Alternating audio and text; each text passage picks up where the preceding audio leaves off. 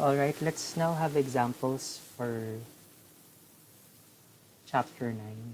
A textile fiber manufacturer is investigating. So, by the way, sometimes,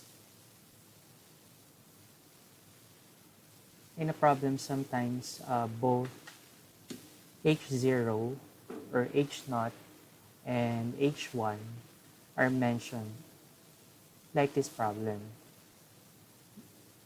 There are also problems where H0 it's just H0 that is being mentioned, and sometimes only H1 is mentioned in the problem. So for part A, what is the type 1 error probability of the critical region is defined as X bar is less than 11.5 kilograms.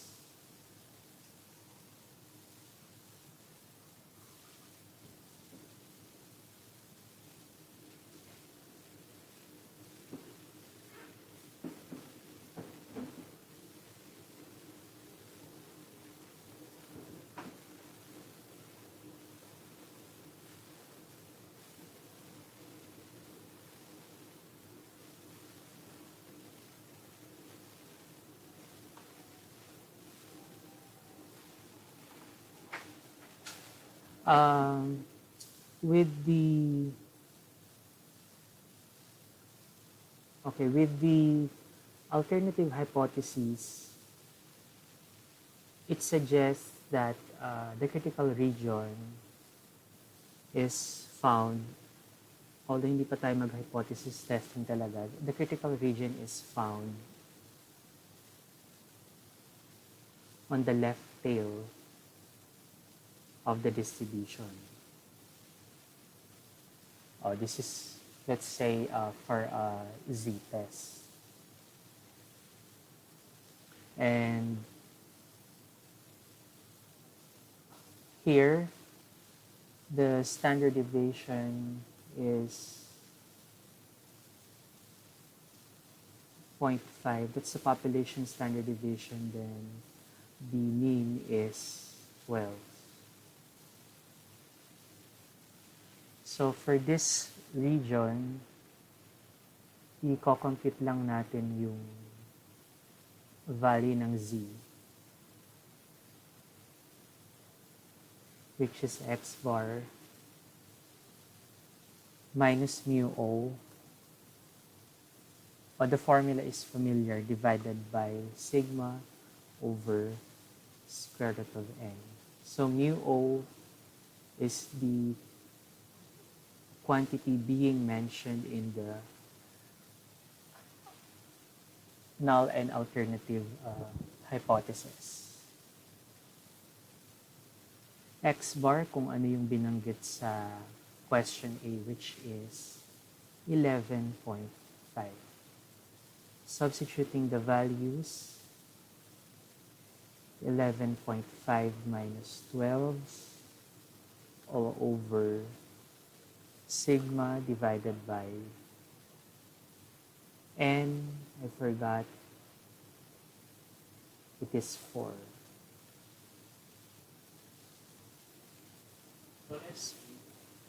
For the type 1,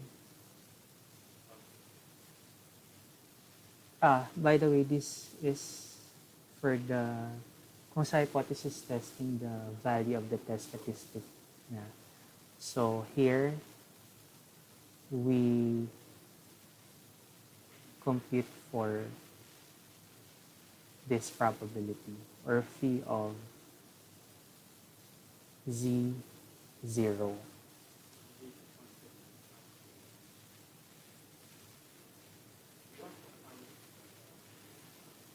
I'll have to put the calculator in stat mode. Then here's the equivalent of this, or the phi of z naught. Numerator is 11.5. minus 12 divided by 0.5 over square root of 4 is 2. 4 decimal places are required. This is 0.0228.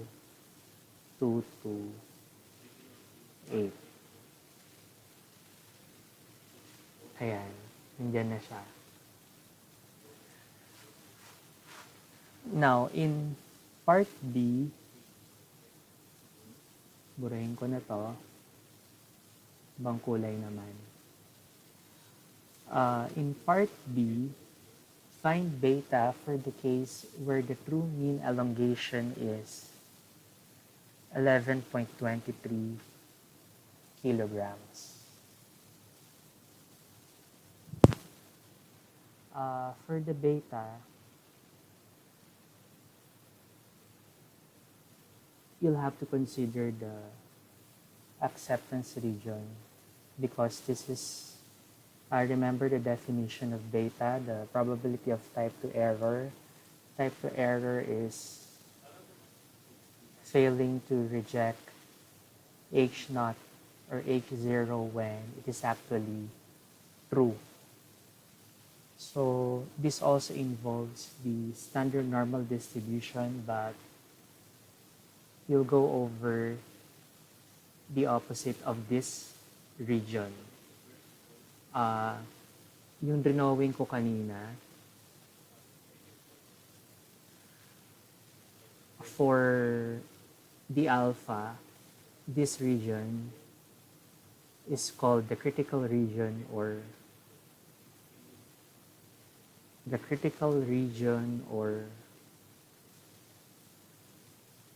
rejection region. Rejection of what? Rejection of H0 or H0.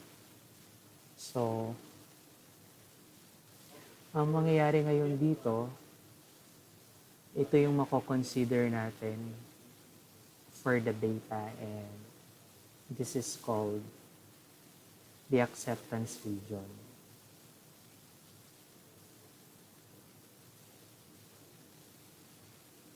When it comes to testing of hypotheses, what we do here, so it's not as simple as taking the complement for us to have the answer. No, hindi siya ganun ka simple. But for part B, well, kung kukunin nyo yung sa less than muna, then ika-complement. Pwede naman pala. Yes, pwede siyang i-complement, which we will also do here. So for the beta, it's the probability of Z is greater than, I'm applying again the formula here,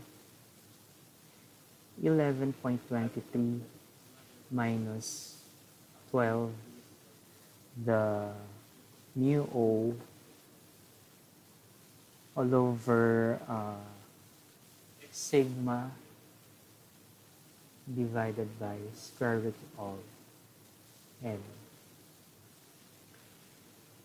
Sa calculator kasi meron na siyang R of whatever the value here. So direct na natin siyang makukuha.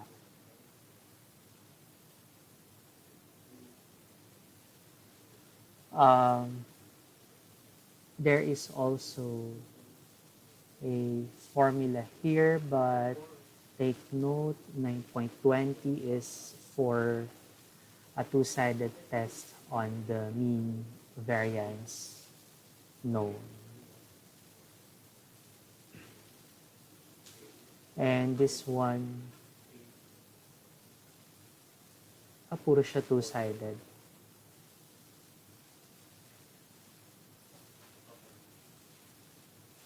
Bakit walang one-sided?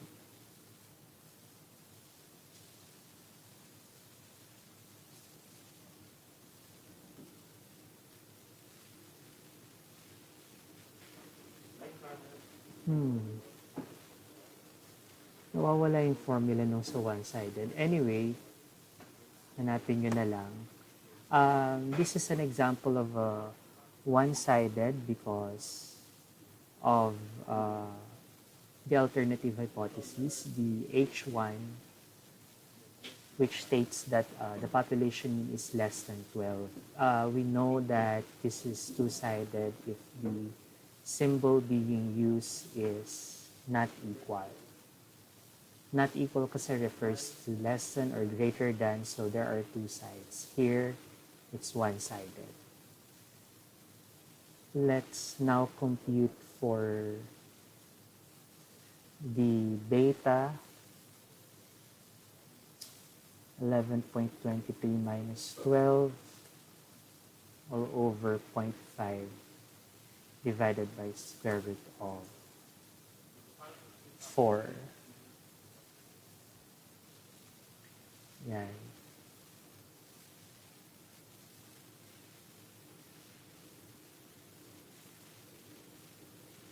Another symbol, may nalimutan akong banggitin. When involving beta,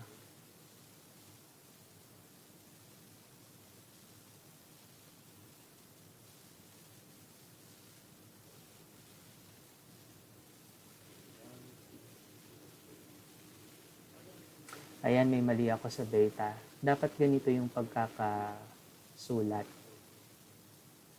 This is for, yung acceptance region kasi nito, yung sa example na to, nasa gitna.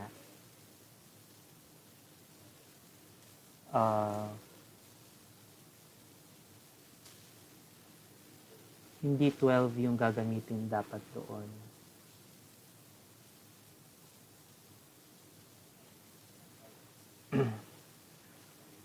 So to correct the probability notation, by the way, I forgot to mention, this is our new mu. True mean elongation is 11.23 kilograms. So the probability of X bar is greater than,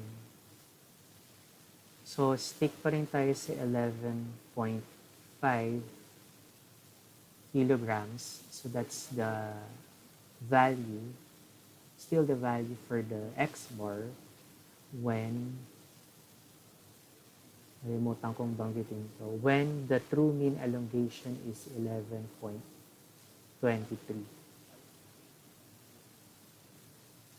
So this is now the probability of Z is greater than 11.5 minus 11.23 all over 0.5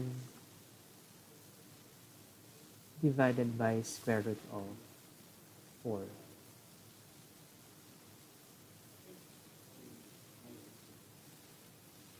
Eleven point 11.5 rather minus 11.23. Binago na kasi yung mu. Originally 12, it's now 11.23. 4 decimal places will give us 0.1401. And in part C,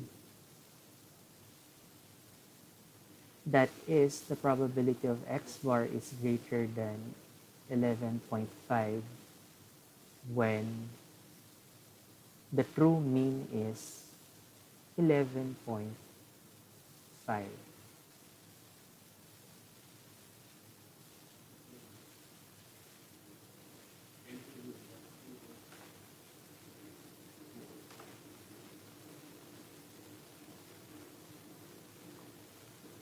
Oh, we know that this is 0. 11.5 minus 11.5 is 0. And even without using our calculators, for as long as you know the properties of the standard normal curve, this is 0.5. It's about the symmetry property of the curve.